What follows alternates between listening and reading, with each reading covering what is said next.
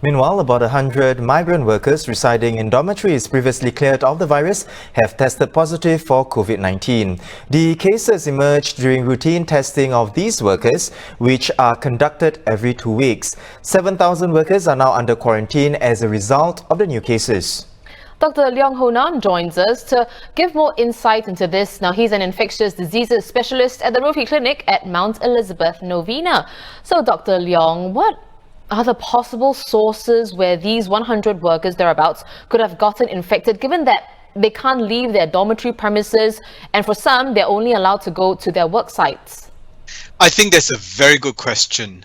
If you think about the testing with the swab test into the nose, our overall sensitivity is about 93 to 94%. So that means for 100 people who has the disease, you screen all of them, there's about 6 to 7 of them which you miss out. So these are what we call false negatives. They have the disease, but they're labeled as negative because the test is never 100% foolproof. And this is in the best of hands at the National Center of Infectious Diseases in Singapore. They do the most tests. They are most accustomed to this form of testing.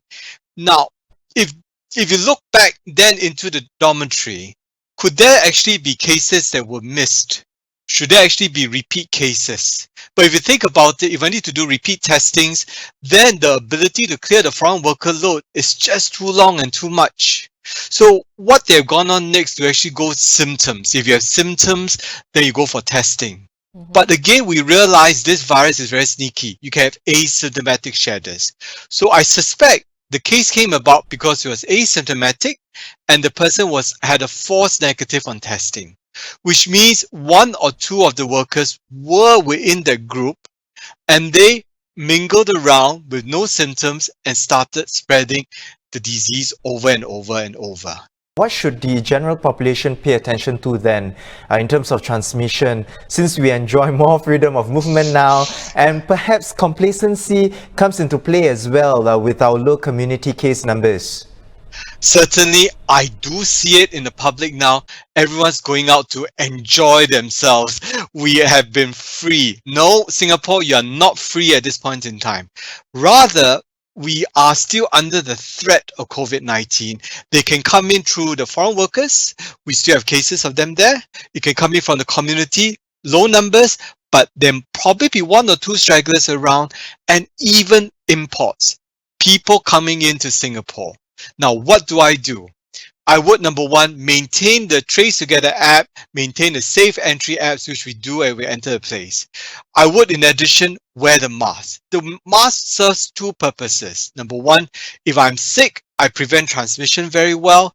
And number 2, if someone sick comes to me, I would actually minimize the risk of getting sick.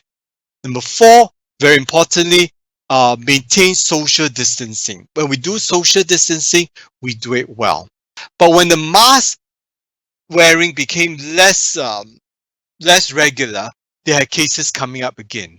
So one thing, Singapore will always be under the threat of COVID-19, not because of our own doing, but because the whole world has not been rid of COVID-19.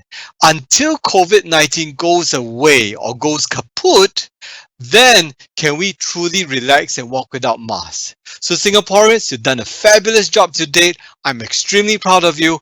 We are going to go in for the long run. This is a marathon until the whole world is lifted off the shadows of COVID-19.